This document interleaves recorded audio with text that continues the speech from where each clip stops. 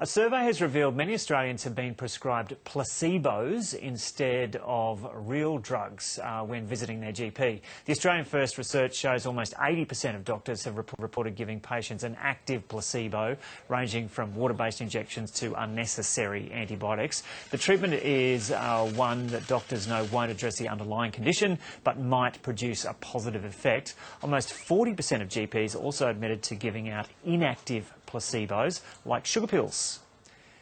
Ben Colagiuri is an associate professor in the School of Psychology at the University of Sydney, and he joins us now. Ben Colagiuri, welcome. So this has been described as an Australian first this morning. What prompted you to take a look at this? Well, we knew the rates of using placebos overseas were quite high, like in the United States and the UK, but there'd never been a study in Australia on GPs' uses of placebos, so we wanted to do that here to find out what's going on actually in Australia. And did it come in at a kind of a similar rate as the rates what's been found in the US? The rates were very similar to what's been happening overseas. But yeah, 80% seems like such a huge figure. I think it's very surprising on the patient side. So I think patients will be very surprised to find that 40% of doctors have used an inactive placebo and that 80% have used an active placebo. And so why are they doing it?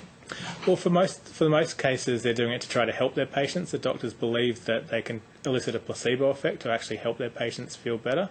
Another reason that they do it is if a patient really demands a treatment, they really expect to get a treatment when they come to their consultation. There's no good active alternative, and therefore the doctor relies on a placebo.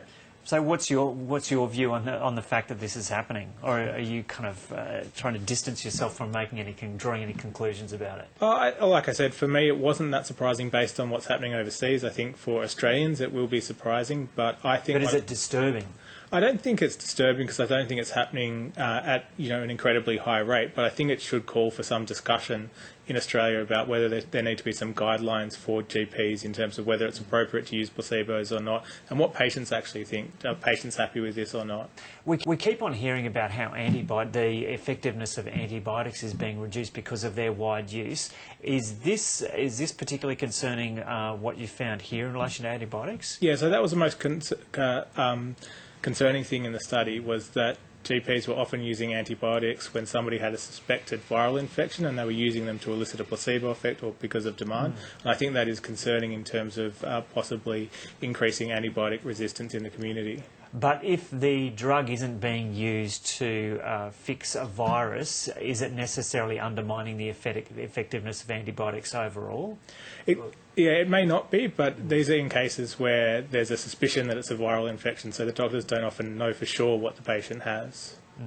And what about antidepressants being prescribed and the possibility of people becoming addicted to antidepressants, even though they're being used to help the patient through something that might not be associated with it, but the possibility of addiction as a result of that? Yeah, I think the active use of placebos is the most concerning from the study, and antidepressants I would include in that, although the rates of using antidepressants were very low in this survey, so that's not at all common. The antibiotic case was a more common one. And explain for us the difference between active and inactive placebos. So an inactive placebo is what people would typically think of as a placebo, like a sugar pill or a salt water injection, whereas an active placebo is a real treatment that works for a particular condition, but the doctor's giving it to try to treat another condition.